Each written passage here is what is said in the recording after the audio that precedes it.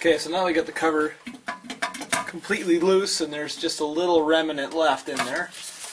What we're going to do is we're going to just pull the top two bolts out. Now this is where you kind of wish you had a third hand, but you got to make do with what the man upstairs gave you.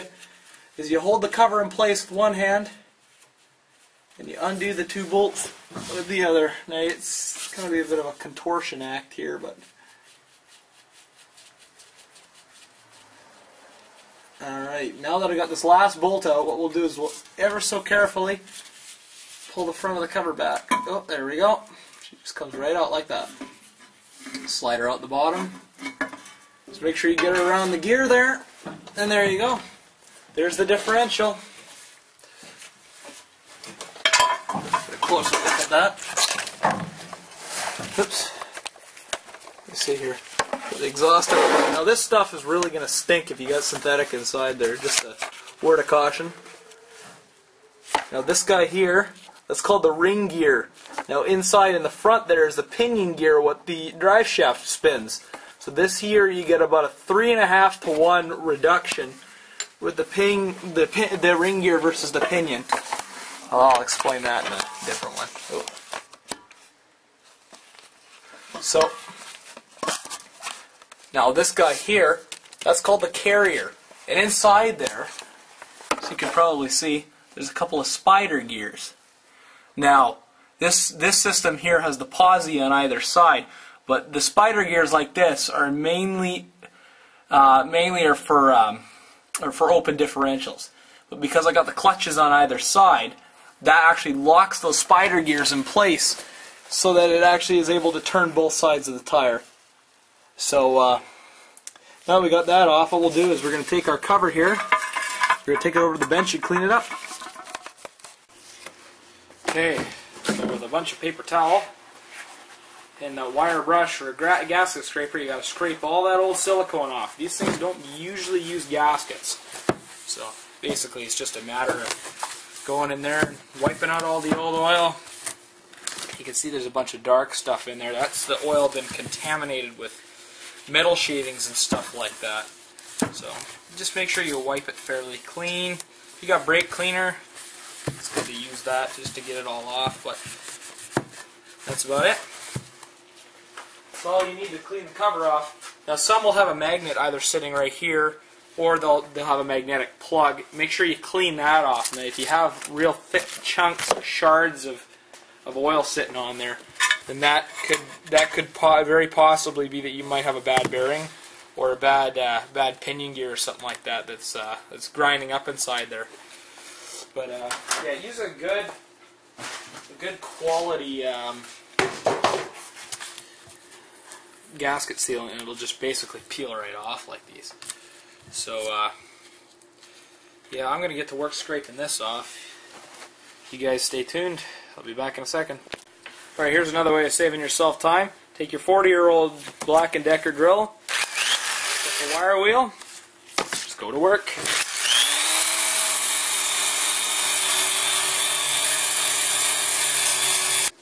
Alright, now once you got your housing squeaky clean and all wiped down with some paper towel, it's time to move back underneath. And don't forget your paper towels once again, and your scraper. Alright, now what you're going to want to do is you're going to want to clean all this gunk off here, but you don't want to use your wire wheel. Just a simple cloth, thumbnail scraper, anything. Just don't mar the surface, but the reason you don't want to use the power tools is that you'll scatter all the silicone inside there and basically get all that crud inside your gears, which is definitely not what you want. So unfortunately here you got to put in a little bit of elbow grease, but really it's not that hard. Okay, so now once you get the surface completely clean, what you want to do is just stick your fingers inside the diff housing. You're going to pull all that excess oil in there out. And then you take your rag and you wipe in there. Make sure this is a clean rag. You don't want dirt in your gear oil. Alright, now that that's all done, back to the bench. Alright, so if you got silicone all over your bolts, Take some time, give them a good cleanup, which is what I did. Now it's time to put the sealant on here. Now, most manufacturers do not use gaskets anymore. They just use sealant. So what I did is I got Permatex Ultra Black. It says right here on the box, maximum oil resistance. So you don't need that little nozzle that comes in the kit, really. You just kind of glob it on. Now you don't want to make it too thick, but you don't want to make it too thin either. Now I like the kind of sealants that are kind of thick, like this one, that are not really that aren't as clear, that aren't clear like some of the other ones. These ones don't stink like vinegar either, like the other ones do. The reason I don't like those ones is because they tend to evaporate very quickly. They're very volatile. So all of a sudden you go to pick the tube up and it's completely solid, which is what happened when I bought Ultra Blue, the blue stuff the last time, the stinky stuff. So, you know, just add a little bit to your finger basically and smear it, not super thick, but in a good layer of it. Because if you put it too thick, then it's just going to squish out everywhere whenever you bolt it back up. So, you know, you don't need to hurry too much, but you don't want to take your time either. This stuff sets in an hour, which means at this kind of thickness, it'll probably skin up in about 20 minutes or so. So, you know, work your way around. Put extra around all the bolt holes, because that's where your main sources of leak are going to come from. Just make sure before you start applying any, because this stuff will not stick to anything but a clean surface. Make sure that you put plenty of sealant on here. Make sure it's absolutely clean. So I'm almost finished here. Yeah, the stuff that's not the vinegary acids, acid-like smelling stuff. I can't speak today. It's much more pleasant because it doesn't stink so badly. It applies a lot nicer than the other stuff, I find. So almost finished here.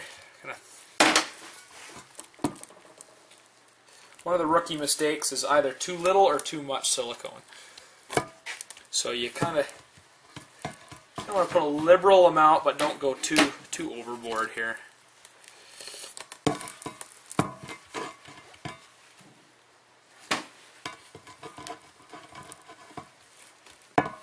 You should, about average is you kind of want this kind of wavy looking pattern in there. That's exactly what you want.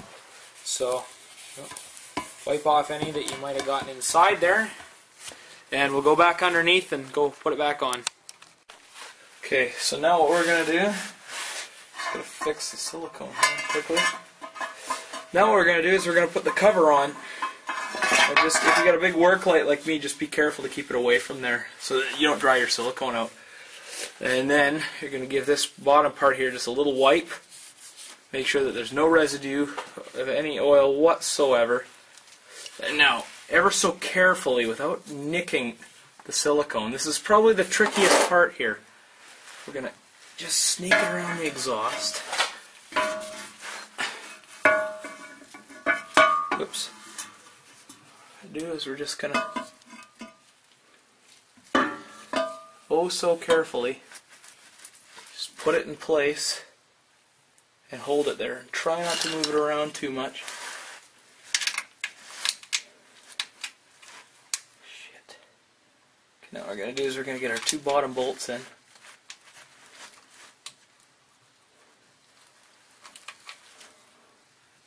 It's a little bit tricky.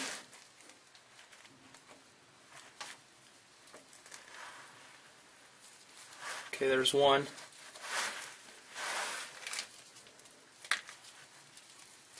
You may need to just slide it back and forth just a little bit.